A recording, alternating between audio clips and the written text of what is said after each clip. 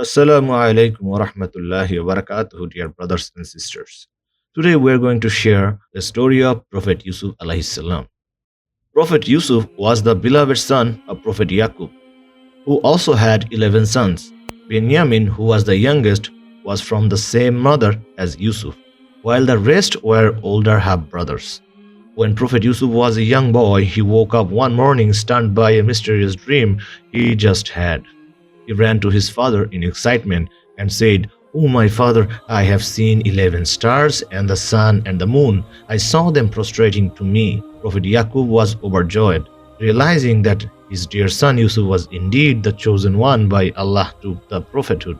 However, Yaqub was concerned about his older sons' possible reaction to his dream, or even though he treated them the same. He knew they all secretly had jealousy toward their younger brother, Yusuf. He therefore warned Yusuf against telling his dream to his brothers, for they may harm him in the future. As time went on, the hatred and evil intentions in the hearts of Yusuf's brother kept growing. They envied Yusuf because they felt he was special and they were unable to handle their emotions. They thought of a plan to get rid of Yusuf by throwing him into a well. So one day they approached their father and suggested that he sent Yusuf to come with them on a trip outside. Yaqub was skeptical of the brothers as he feared for Yusuf's safety. Reluctantly, he agreed, and then the next day, Yusuf set off with his brothers. They traveled far in pursuit of a well deep enough to throw their brother in. When they finally reached the well, they pretended to all go and retrieve some water. They led him to it, which they then grabbed him. Yusuf began struggling and pleaded with them to let go. The brothers eventually overpowered Yusuf and threw him down the well and rushed back home. The brothers reached and ran to their father carrying Yusuf's shirt that was smeared with sheep's blood. They cried, "Oh, our father, indeed we went racing with each other and left Yusuf with our possessions, and a wolf ate him."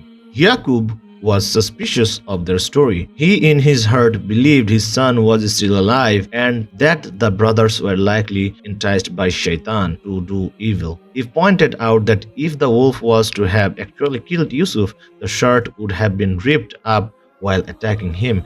Yaqub maintained faith and patience and prayed every day for his son's safe return. Meanwhile, Yusuf managed to cling onto a stone ledge. He prayed and begged to Allah to grant him salvation. Soon, a caravan that was on its way for Egypt stopped at this well to fetch some water. As they pulled the bucket up, they were shocked to see the boy clinging onto the rope.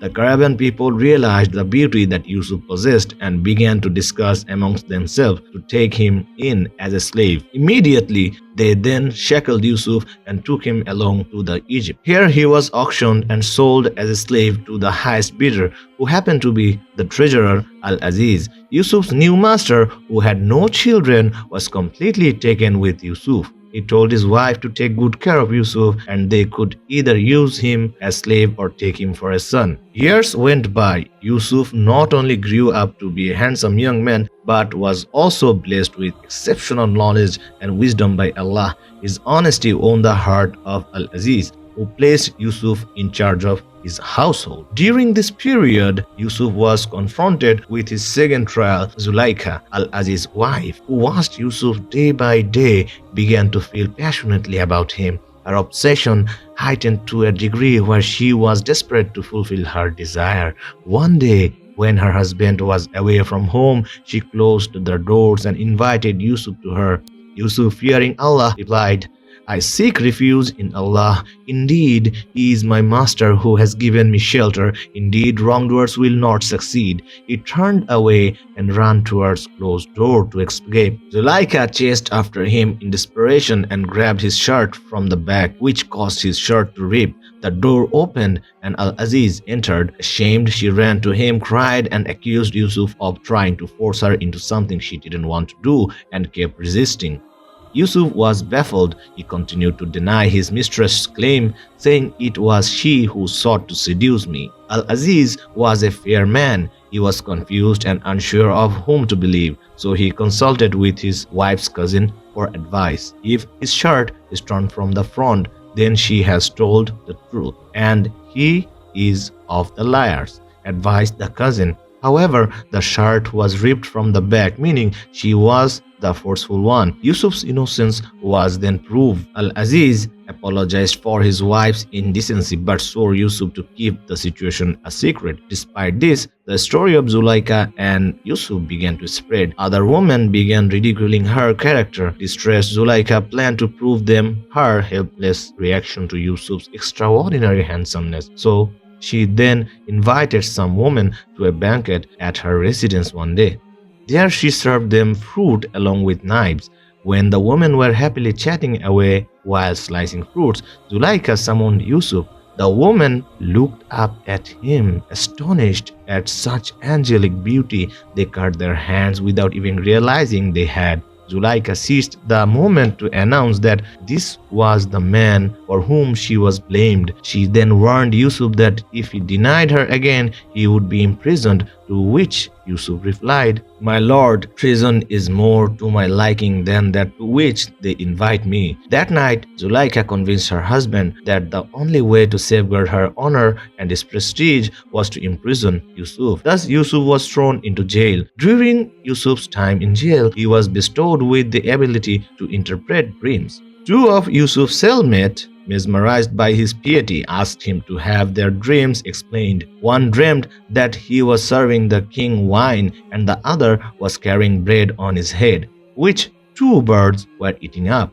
Yusuf initially called them to Allah, then interpreted, "O two companions of prison, as for one of you, he will give drink to his master of wine, but as for the other, he will be crucified, and the birds will eat from his head."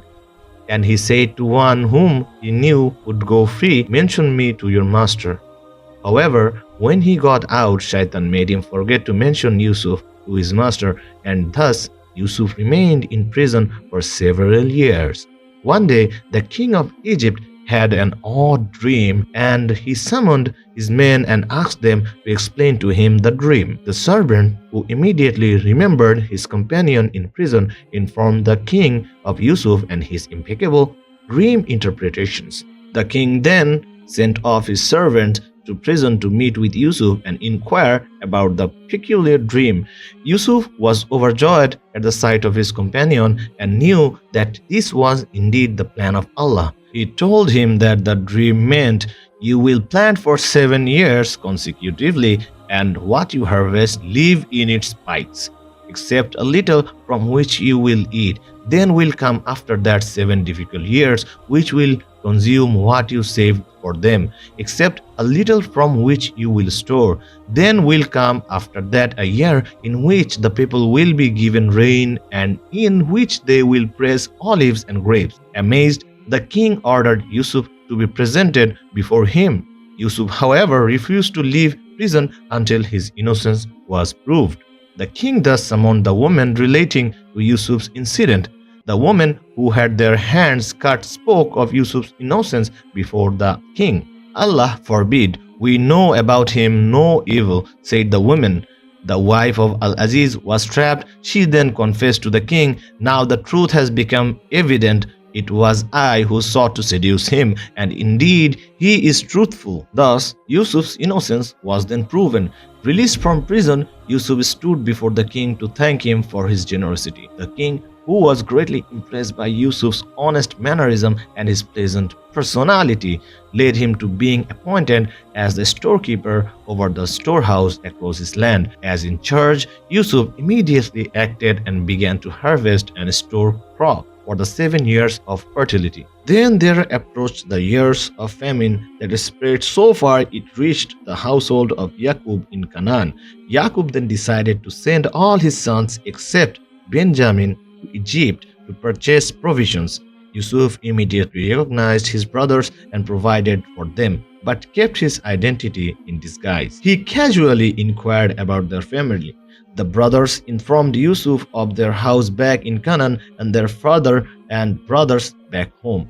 Yusuf informed them to bring their younger brother along next time, or they shall receive no further provisions. He also placed the money they had paid with their supplies as an incentive to return. The brothers returned home and said, "O our father, measure has been denied to us, so send us with our brother so that we will be given provision again. And indeed, we will be his guardians." Yaqub was enraged. How could he trust them when they had failed him terribly with Yusuf before? After some time, however, their needs pressed Yaqub to send Benjamin with them for more provisions and took their oath to safeguard him. When they reached Egypt, Yusuf drew Benjamin aside and whispered into his ear, "Indeed, I am your brother, so do not despair over what they used to do to me." Yusuf filled his brother's bag with grain. He then secretly planted the king's golden bowl in Benjamin's bag. On departing, the brothers were stopped by the king's soldiers who were looking for the king's missing cup. The bags of the brothers were searched, and the missing cup was retrieved from the bag of the youngest brother, Benjamin. The soldiers cried, "Indeed, you are thieves." The brothers were shocked. The brothers immediately remembered their sick father back home and their vow to safeguard Benjamin at all costs. They begged the soldiers to release their younger brother and take one of them instead, but the soldiers refused. The eldest among the brothers said, "I will not leave this land until my father permits me or Allah decides for me."